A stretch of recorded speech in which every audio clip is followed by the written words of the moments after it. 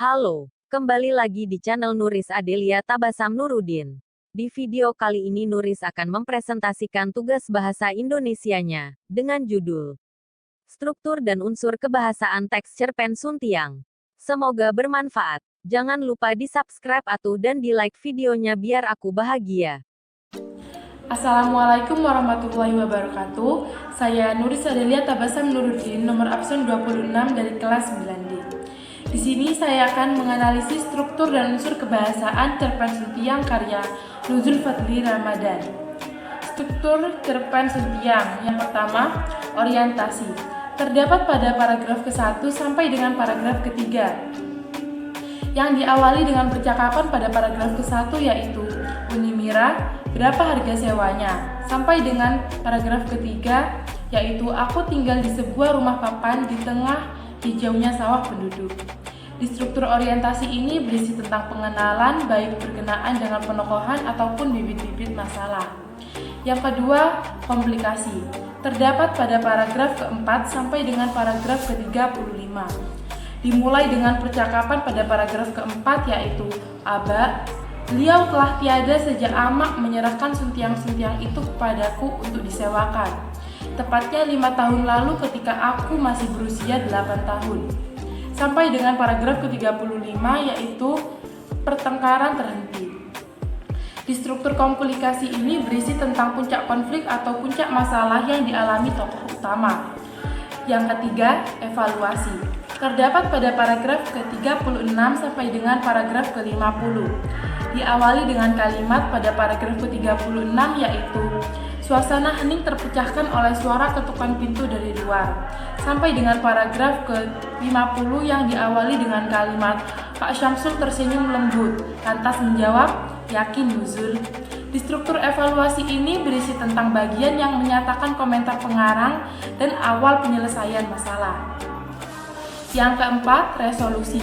Terdapat pada paragraf ke-51 sampai dengan paragraf ke-59. Diawali dengan kalimat pada paragraf ke-51 yaitu aku mengelap lembut Suntiang. Dan sampai dengan paragraf ke-59 yaitu aku tak bisa bicara. Di struktur resolusi ini berisi tentang penyelesaian akhir dari seluruh rangkaian cerita. Yang kelima, koda. Terdapat pada paragraf ke-60 sampai paragraf ke-64. Diawali dengan kalimat pada paragraf ke-60 yaitu Mak, ternyata benar kata emak.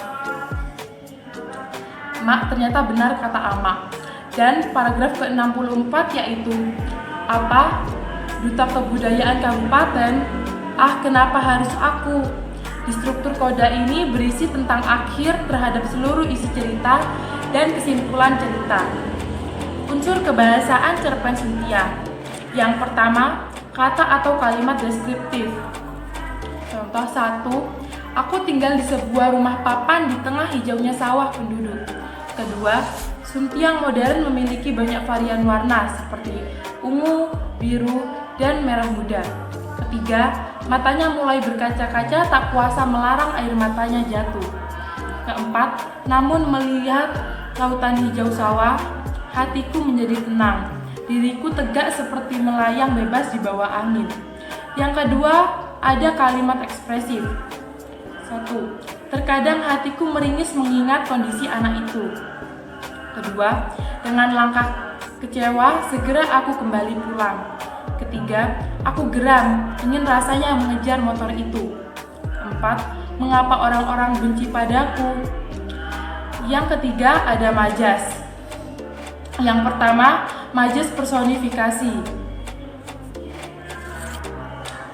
Contoh, gumpalan awan hitam itu seakan mengikutiku ingin mengadakan pertarungan denganku. Kedua, lembaran-lembaran uang pun tak hinggap lagi di tangan Ama. Yang kedua ada majas sinisme. Suntiang sudah tidak ada lagi peminatnya, terlalu besar dan berat. Ketiga, majas metafora. 1. Hati ini bak cermin yang pecah. Kedua, Suntiang amak yang sudah naik daun. Sekian dari saya, mohon maaf apabila ada kesalahan. Wassalamualaikum warahmatullahi wabarakatuh.